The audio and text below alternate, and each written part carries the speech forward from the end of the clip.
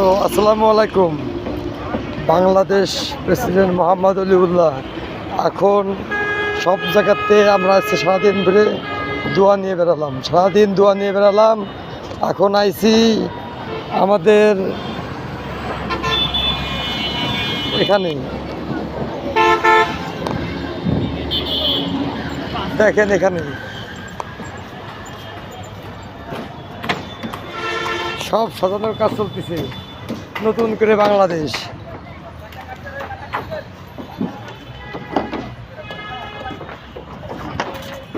কি হচ্ছে ভাই? কিসের জন্য সাজাচ্ছেন? হ্যাঁ, কে আসবে? কবে? কিসের অর্ডার? কবে থেকে কাজ করতেছেন আপনারা? আজকে সব পরিচয় জিগা এমার্জেন্সি, সব এমার্জেন্সি কাজ করতেছে বলে বাংলাদেশের লোকজন। আমার তো দেহে অনেক খুশি লাগতেছে। এই জায়গার নাম কি? স্মৃতিসৌধ? এটা কি স্মৃতিসৌধ?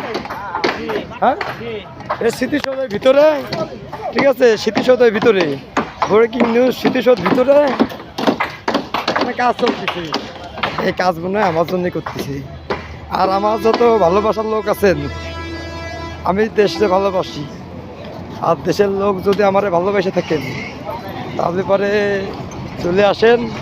আমরা এই যে এখন রওনা দিচ্ছি, ক্যান্টনমেন্টে গেছিলাম দোয়া নেওয়ার জন্য। ওই ভিডিও আছে, ওই ভিডিও পরে ছাড়া হবে। ঠিক আছে, এখন এই আইছিলাম স্মৃতিসৌধের দোয়া দিলাম।